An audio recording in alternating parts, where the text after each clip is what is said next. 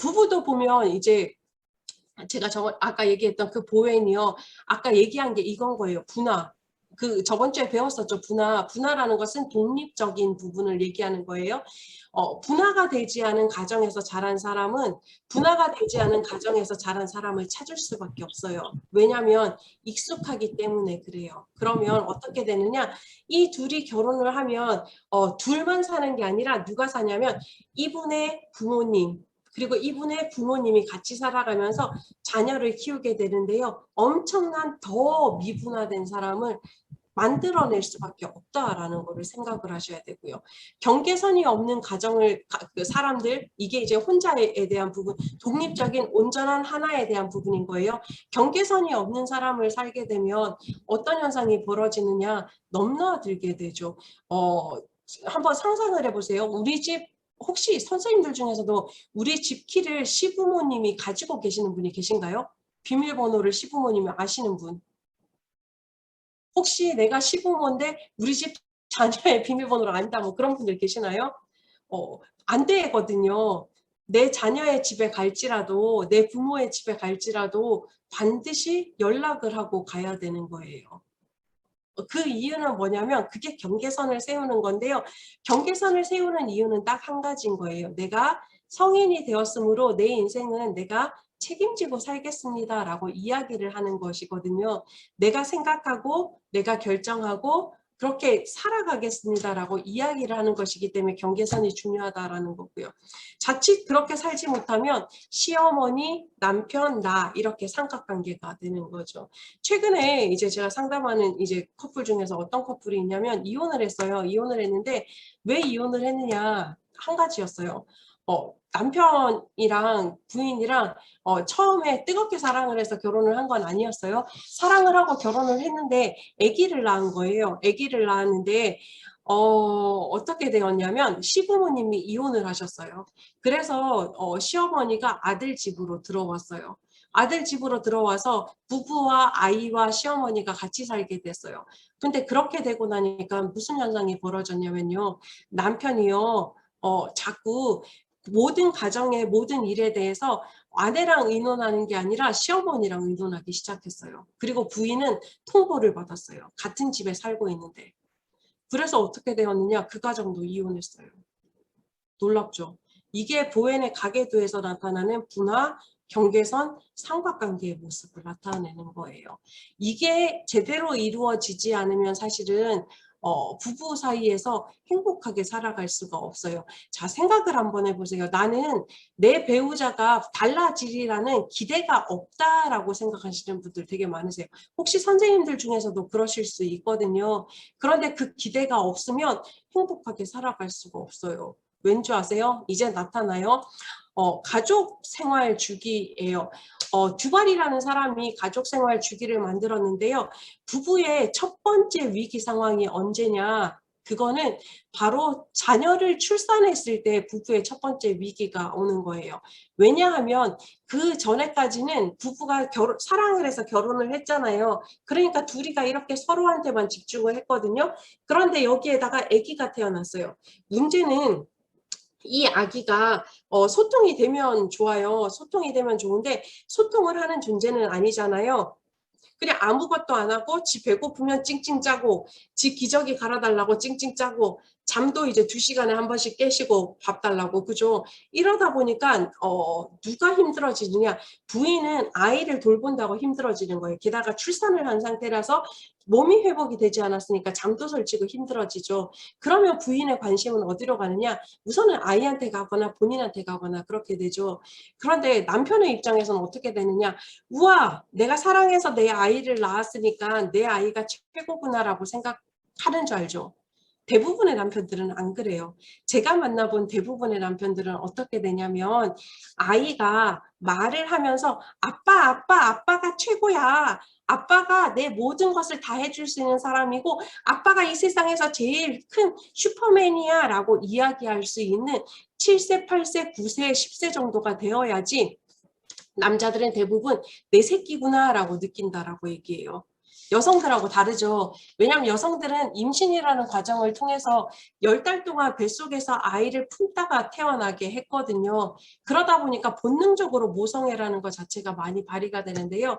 남성은 정자가 들어와 있긴 하지만 사실은 그 개념 자체만 있는 거지 그 출산의 고통을 하거나 아이의 태동에 대해서 온전하게 몸으로 느끼지 못했기 때문에 아이가 태어나고 나서는 자신에게 관심이 없어진 부인에 대해서도 화가 나고 또한 자신의 잡을 방해하고 하는 이 아이에 대해서도 불편함을 느낀다라고 얘기를 해요. 그래서 대부분 첫 번째 위기를 아이가 태어났을 때다라고 얘기를 하거든요. 여기는 몇 가지로 이제 이야기를 하고 있어요. 부부는 사실은 제가 그랬잖아요. 가족은 당연히 자녀가 있어야지 가족이라고요. 그러다 보니까 가족의 성장 과정에 따라서도 부부의 모습이 달라진다라고 얘기하고 있거든요. 첫 번째 모습을 보면 아이가 없는 결혼 부부인 거예요. 신혼부부인 거죠. 여기에서 이들이 이루어내어야 될 과업이라는 것은 무엇이냐면 반드시 이들이 이 단계에 이것을 성취해내어야 되는 부분인데요. 첫 번째는 그건 거예요. 서로에게 만족한 부부관계를 이제 확립해 놓아야 돼요. 이러기 위해서 잘 싸워야 돼요. 대부분 이제 부부 상담을 오면 적어도 신혼기에 오는 부분은 생각보다 작거든요. 한 5년에서 10년 정도 되면 대부분 많이 찾아오시는데요. 그 이유가 이래요. 부인들이 대부분 먼저 찾아오는데 신혼 초에서는 제가 싸우기 싫어서 다 참아줬어요. 그런데 더 이상 못 참겠어요. 자, 생각해 보세요. 신혼 초에도 교정이 안 됐는데 10년이 지났는데 교정을 하기가 쉬울까요? 안 쉬울까요? 더 쉽지 않아요. 여태까지도 잘 참아놓고 너 그렇게 살아놓고 왜 나한테 이래? 라고 나타날 수밖에 없거든요. 그래서 아이가 없는 신혼 초에는 무엇을 해야 되느냐? 만족스러운 부부가 되기 위해서 서로 전쟁도 많이 치러야 되고요.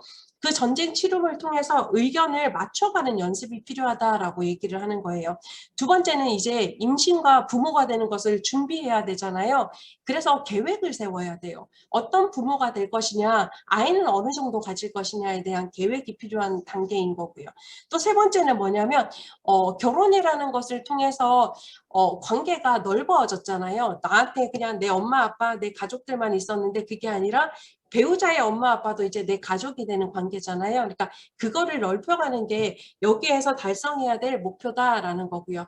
두 번째는 이제 자녀를 출산한 가족인 거예요. 30개월까지 생각해 보시면 2시간에서 3시간 이제 가끔 이제 저희 이제 교구 식구들하고 통화를 하다 보면 이제 한 뭐 10개월 정도 되면 이제 통잡을 조금씩 주무신다고 그러시더라고요. 이 시기에 있는 가족들은 무엇이 이제 과업이 되어야 되냐면 유아 발달을 위해서 집중하는 것이 과업이 되어야 되는 거예요. 그때는 경계선이고 뭐고 세울 수가 없어요. 왜냐하면 아기는 돌보지 않으면 어떻게 돼요? 죽을 수밖에 없잖아요. 지 혼자 알아가지고 어머니 감사합니다. 낳아주신 것만도 감사한데 제가 젖병을 알아서 먹겠습니다. 이러진 않잖아요. 떠먹여줘야 되고 갈아줘야 되고 뭐 제대로 하는 것들 그러니까 내가 할 거야 그러고 다 흘려가지고 엄마 닦고 막 승질내고 뭐 이렇게 되는 거잖아요. 경계선이 아니라 이때는 아이한테 집중하는 환경이 필요한 거고요. 또한 부모도 같이 만족스러운 가정 만드는 것이 이 단계에 있어서 중요한 과업이다라는 걸 생각해 보시면 되고요. 그 다음에 보면 학년 전 아동은 유치원 때까지 학교 들어가기 전까지 이제 과정에 있는 가족의 이제 과업인데요. 뭐가 있냐면 아이의 흥미나 욕구가 무엇인지를 같이 발견할 수 있는 시간도 필요한 거고요. 그 다음에 아이가 점점 크면서 어떻게 되는지 아세요? 어머니 이제 제가 혼자 스스로 밥을 먹을 수 있으니 혼자 놀겠습니다. 혹시 유치원 다니는 아이인데 그렇게 말하는 아이 보신 적 있으세요? 없죠. 외동아이 낳으면 계속 와서 놀아달라 그러잖아요. 2명이 있으면 계속 와서 서로 일러주잖아요. 그 말은 뭐냐면 계속 부모의 손길이 다가간다라는 얘기예요. 이 시기가 되면 부부가 서로에게 집중할 수 있는 시간이 줄어든다라는 것을 대비해야 된다라는 것을 준비하는 시간이 되어야 된다라고 생각을 하시면 될 것 같고요. 또 뭐가 필요하냐면 아이를 돌보기 때문에 에너지 자체가 많이 떨어진다라는 것을 또 인정하면서 거기에 적응해야 되는 시기다라고 얘기를 하는 거예요. 그 다음에 아동기는 이제 학년 전, 학교 다닐 때까지죠. 초등학생 때까지 가족 쪽에 이제 과업은 무엇이냐? 친구의 부모들하고의 관계가 이제 넓어지는 거죠. 그죠? 그리고 아이가 공부하는 데 있어서 성취할 수 있도록 격려하는 게 필요하다라는 얘기인 거고요. 아직까지는 아이들한테 조금 더 많이 집중이 되는 상황이다라는 거는 보시면 되죠. 그 다음 단계는 청소년기 자녀 같은 경우는 뭐냐면 그 부모의 관심이 조금 아이한테서 떨어져야 되는 거예요. 그거 있는 거 아세요? 그러니까 청소년기 아이하고 어떻게 잘 지낼 수 있어요? 부모님들 되게 많이 질문하시거든요. 대답은 간단해요. 내버려 두시면 돼요. 그냥 내가 자꾸 눈이 가려고 하면 눈을 땡겨서 다른 데를 보시면 되고요. 입이 자꾸 아이하고 얘기하고 싶어서 막 궁금해서 뭔가 물어보고 싶으면 입을 단속하시면 되는 거거든요. 청소년기 아이가 있는 가정에서는 이제 조금 떼놓는 연습, 이제 무관심한 연습, 그게 이제 조금 필요하다라는 거를 생각을 해보시면 좋을 것 같고요. 또한 이제 동시에 스스로 이제 그 무엇을 해야 되는지에 대해서 구체적인 비전, 그러니까 부부로서의 비전, 그 다음에 개인으로서의 비전을 형성해 나가야 되는 게 과업이다라는 걸 생각해 보시면 좋을 것 같고요. 그 다음에 청년기 이제 그 부모 같은 경우는 어떠냐, 이제 아이가 떠나가는 거잖아요. 떠나가면 어떻게 되는 줄 아세요? 혹시 그거 들어보셨어요? 그 빈둥지 증후군이라는 이야기 들어보셨죠?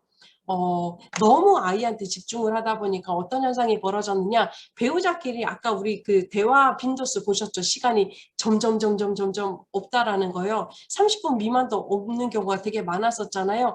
그런 것처럼 아이한테 집중하다 보면 50대가 되어서 60대가 되어서 내 남편이 뭘 좋아하지? 내 부인이 뭘 좋아하지? 전혀 새로운 낯선 타인으로서 살아갈 수밖에 없는 거예요. 두 사람이. 아이들은 결혼하고 나가버렸으니까. 그래서 빈둥지 증후군이 온다라고 얘기해요. 텅 빈 것 같죠. 제2의 우울기, 제2의 이제 정막기가 올 수 있다라는 얘기인 거예요. 배우자에게 집중해야 되는 이유가 바로 이거인 거예요. 아이들한테 모든 정신이 다 가 있긴 하지만 적어도 반반은 유지할 수 있는 게 가장 행복한 부부의 모습을 유지할 수 있는 방법이다라는 것을 생각을 해 보셔야 되는 거예요. 그래서 틈틈이 내 남편이 내 아내가 뭘 좋아하는지, 그다음 어떤 것에 관심이 있어 하는지에 대해서 이야기를 나누는 것도 되게 중요하다라는 것을 생각을 해 보셨으면 좋겠고요. 이제 그 아이가 중년기가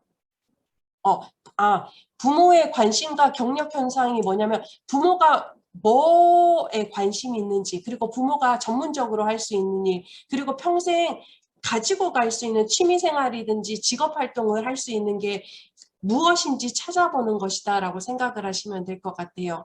이제 우리가 그렇잖아요. 그 요즘에는 그 대부분, 그러니까 요즘에 많은 아이들이 하기야 뭐 요즘뿐만 아니라 그랬어요. 저희 때도 그랬는데 뭐가 재밌어요? 뭘 하고 싶어 하세요? 라고 했을 때 잘 모르겠어요. 무엇 좋아하시나요? 뭐 좋아하시는 거 뚜렷하게 있으신 선생님들이 계시나요? 음식 말고? 별로 없으시죠. 이유가 뭐냐면 내가 뭘 좋아하는지 알지 못하거든요.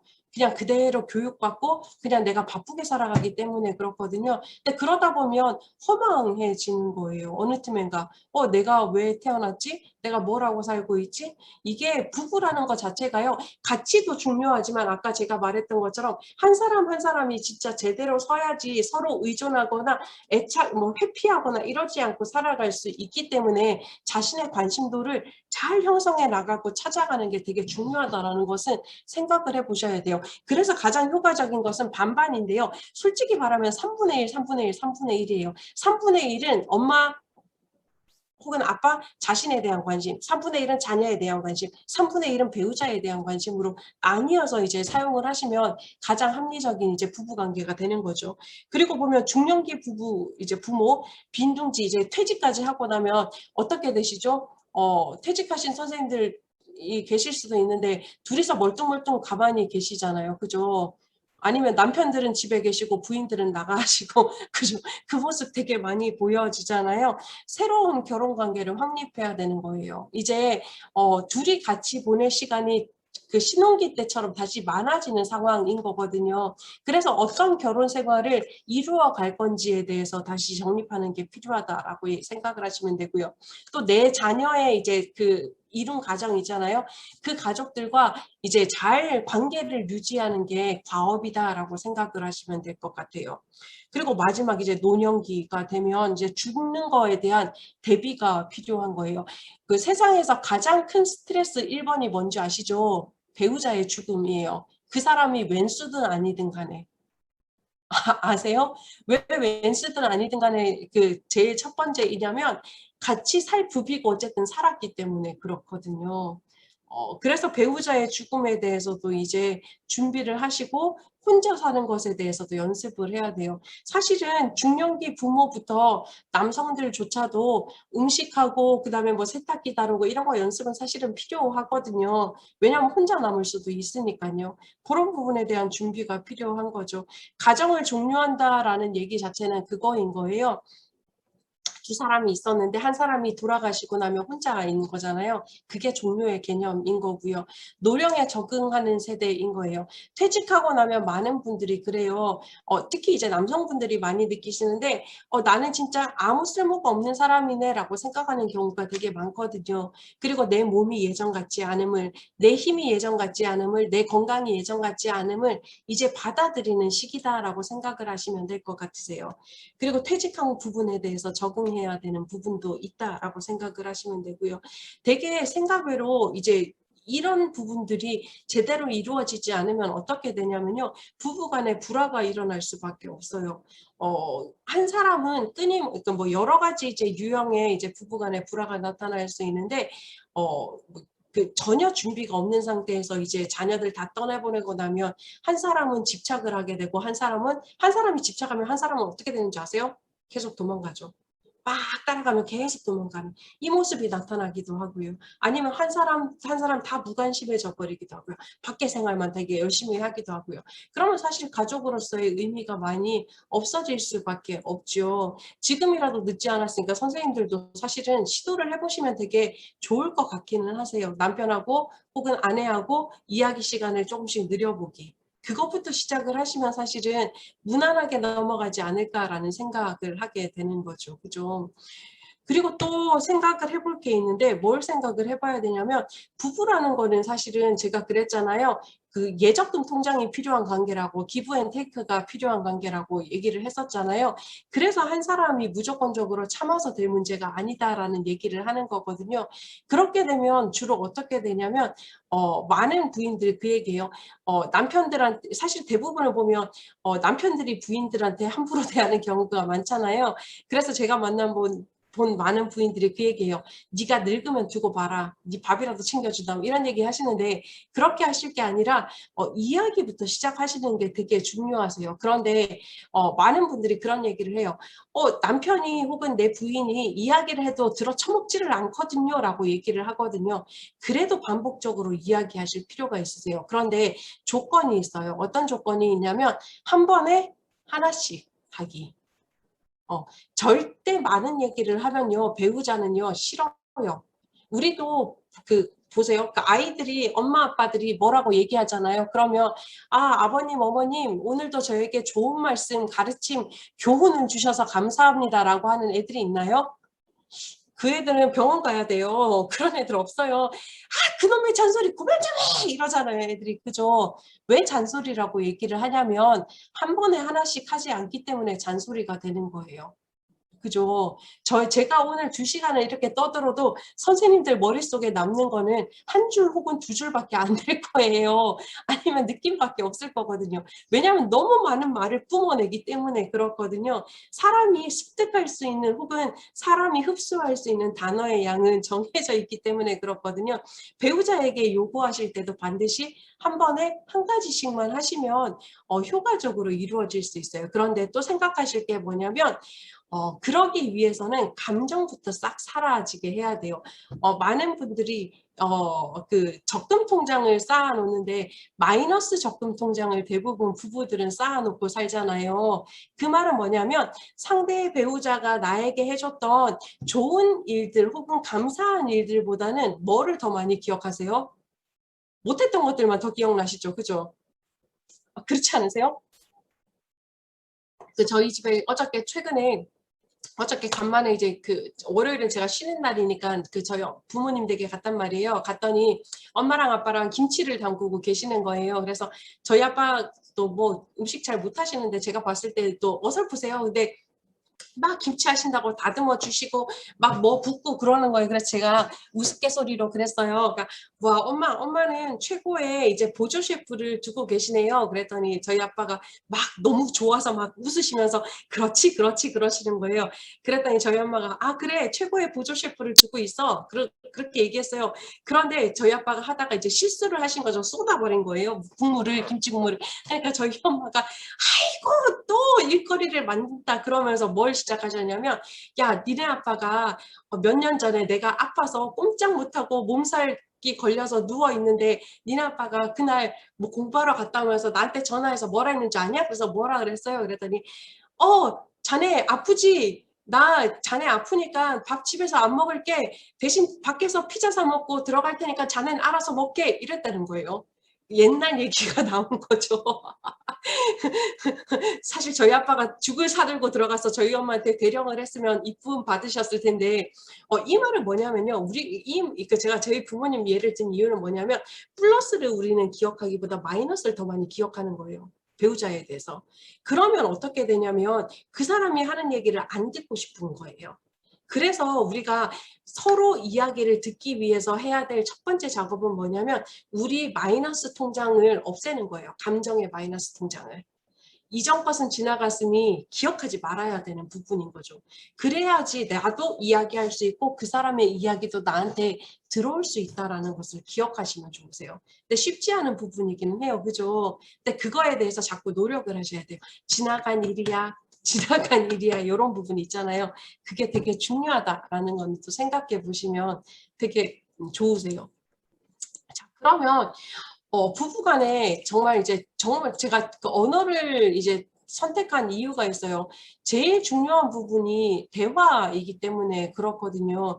부부 사이에 이제 피해야 될 대화 패턴이 있는데요. 뭐냐면 비난인 거예요. 우리는요, 흔히 되게 비난을 많이 해요. 비난의 언어를 많이 사용해요. 왜냐하면 우리도 그렇게 자랐기 때문에 그렇거든요.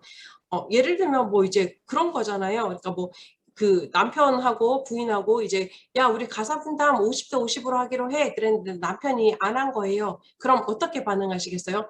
네 저럴 줄 알았어. 자꾸 잊어버리지. 당신은 항상 그랬어. 약속을 해놓고서 지킨 적이 한 번도 없었지.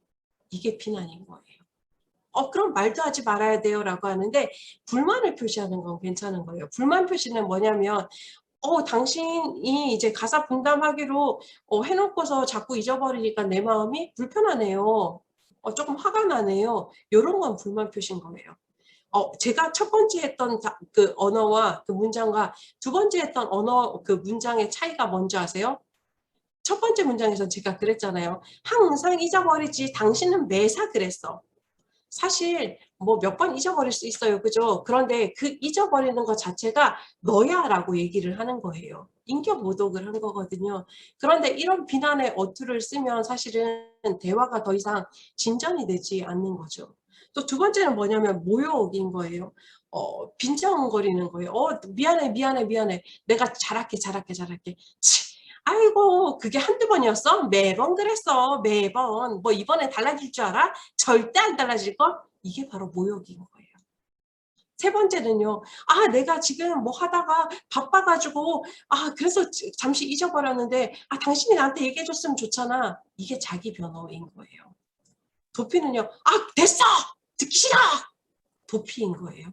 부부 사이에서 이 대화법만 피하면 사실은 대화의 물꼬는 손쉽게 트여져요. 그러면 어떻게 대화해야 되는가 되게 고민이 많이 되잖아요. 상담에 대해서 사실 관심이 많으시니까 이 강좌를 들으실 텐데요.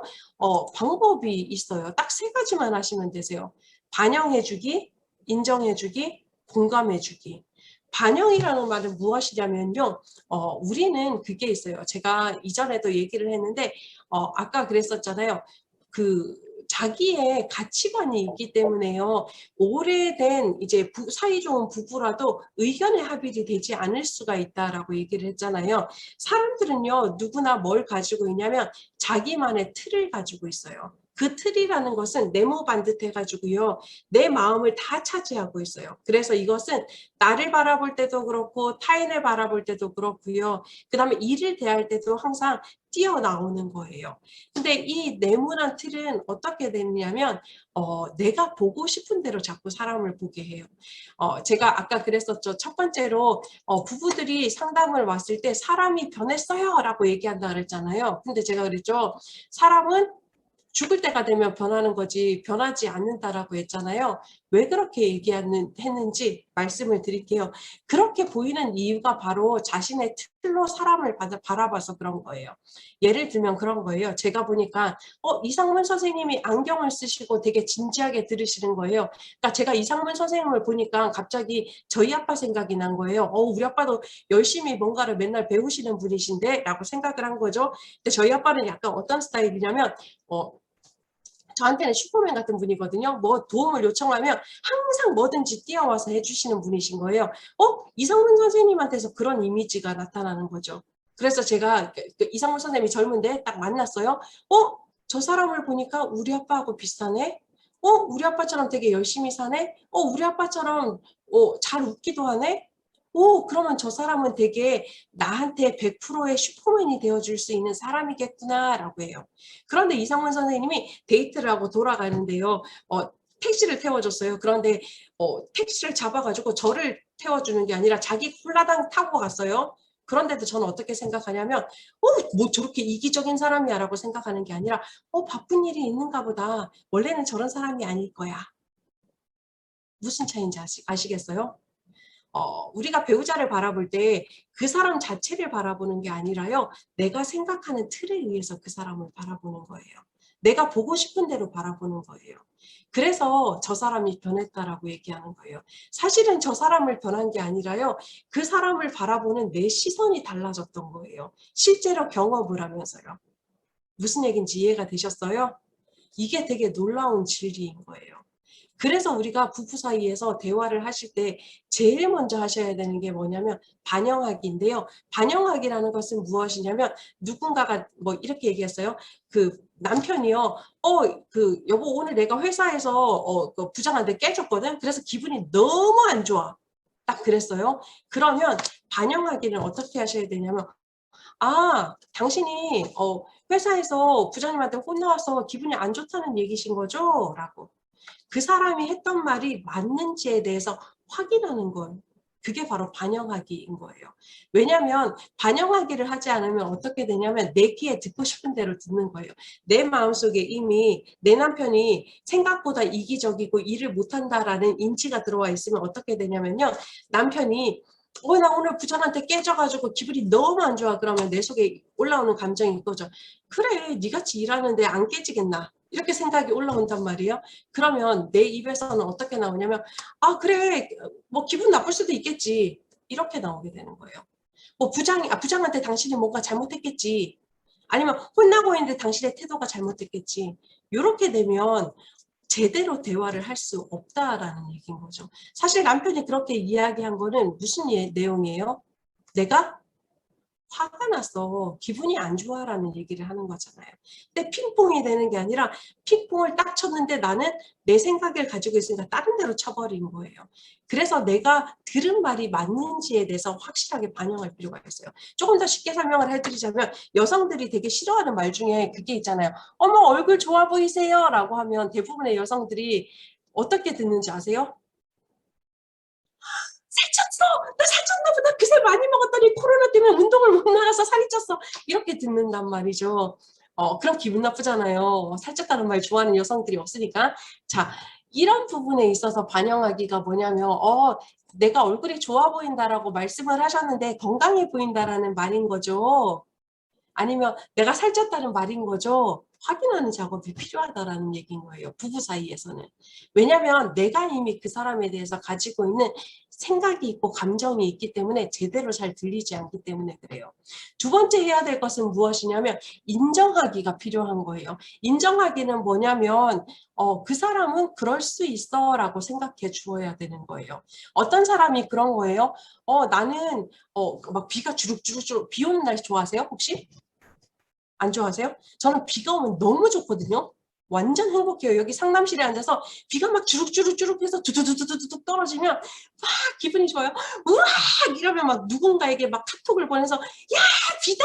막 이러거든요. 그럼 이제 제 친구들이 그래요. 또 미쳐가는구나 제가 막 그런단 말이에요. 그러니까 처음에 제가 나 비가 너무 좋아. 난 비를 들으면 너무 기분이 좋고 생명력이 있어서 좋아. 그러면 제 친구들은 이해가 안 된 거예요. 왜?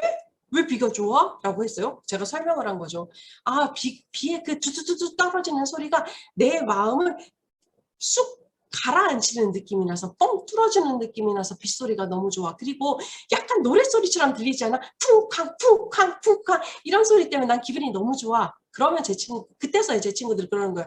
아, 너는 살아있는 것 같은 음악 소리처럼 들려서 빗소리가 좋구나. 그럴 수도 있지. 이게 바로 인정하기인 거예요. 모든 사람이 생각을 하지만 이게 반드시 지켜져야 되는 거에 대해서는 많지가 않거든요. 감정에 대해서는요. 어떤 사람은 아까 제가 설명했던 것처럼 얼굴이 좋아졌어요 라고 했을 때 어떤 여성분들은 나보고 살쪘다는 거야? 그리고 화가 벅 나는 사람이 있어요. 근데 어떤 사람은 정말 말라가지고 살찌는 게 완전 목표인 사람들도 있잖아요.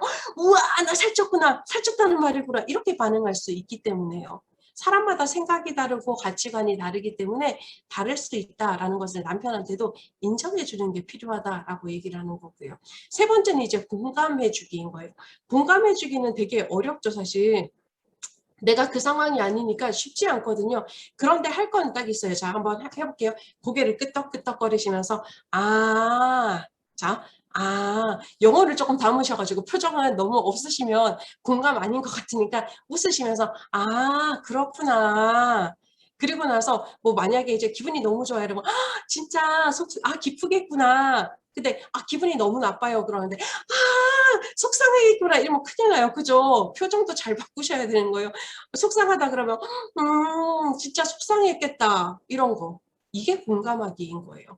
내 마음속에 안 와도 할 수 있나요? 할 수 있어요. 표정만으로라도요. 이렇게 되면 어떻게 되냐면 대화의 물꼬가 사실은 튀어지는 거예요. 부부 사이에서 대화의 물꼬가 튀어지지 않으면 부부관계는 회복되기가 쉽지 않아요. 왜냐하면 사람은요. 말을 주고받으면서 우리가 서로를 이해하고 알아가는 관계인 거잖아요. 선생님들이 이제 저 처음 보시는 선생님들은 와, 저 양반은 진짜 웃기게 얘기하네. 되게 막 동동동동거리고 얘기하네. 말 허벌나게 빠르네. 이렇게 알아가실 수 있는 이유가 뭐세요? 제가 계속 떠들고 있기 때문에 알아갈 수 있는 거잖아요. 제가 가만히 있으면서 그냥 가만히 이 줌으로 선생님들만 쳐다보시면서 PPT만 넘기고 있으면 저 인간이 어떤 인간인지 잘 모르실 수밖에 없잖아요. 부부 사이에도 알아가는 게 되게 중요하거든요. 그러기 위해서는 요 대화 방법을 사용하시면 되게 효과적이다라는 거예요. 그러면 어떤 주제를 가지고 대화해야 될까요? 정말 10년을 살고 20년을 살고 30년을 살아도 낯선 이가 내 배우자잖아요. 제일 좋은 거는요. 날씨 이야기부터 하시면 좋으세요. 처음 연애하셨을 때 만나셨을 때 날씨 이야기 하시잖아요. 오늘 날씨 되게 좋아요. 저도 저 내담자 처음 만나는 내담자들한테는 와 오늘 처음 내담자 한 명 왔단 말이에요. 땀을 찔찔 흘리고 왔어요. 너무 덥죠. 아이고 땀을 찔찔 흘렸네. 또 저희는 상담소가 너무 좋은 곳에 있어서 4층에 있거든요. 4층에 있는데 엘리베이터 에스컬레이터 아무것도 없어요. 뚜벅이로 올라오셔야 되거든요. 땀이 찔찔 흘리면서 땀 너무 흘렸다. 힘들었겠다. 너무 고마워요. 이렇게. 날씨 어땠어요? 그러니까 선생님 그래도 상담실은 너무 시원하네요. 밖에는 너무 더워요. 이러면 이제 말꼬가 튀기 시작하거든요. 부부 사이에서도 사실은 이런 식으로 말꼬를 튀는 게 되게 중요하신 거예요. 에이, 근데 이제 배우자들 중에서 그럴 수는 미쳤나 이렇게 생각할 수도 있겠지만 꾸준하게 노력을 하시다 보면 조금씩 그리고 질문이나 혹은 이제 뭐 궁금한 거에 있어서도 법칙이 있어요. 질문할 때도 네, 아니요 대답은 아닌 거예요. 오픈 질문이 되게 중요한 거죠. 당신 오늘 점심 먹었어요? 뭐 먹었어요? 제육볶음. 제육볶음 누구랑 먹었어요? 팀원. 이러면 진짜 짜증나잖아요. 그게 아니라 오늘 점심시간에 있었던 일들을 한번 얘기해 줄래요? 뭘 먹었는지, 누구랑 먹었는지, 무슨 생각을 했는지, 맛은 어땠는지. 이러면 이제 줄줄줄줄까지는 아니라도 그래도 얘기를 시작할 수 있겠죠. 요 물꼬가 되게 중요하다라는 거는 생각을 해보시고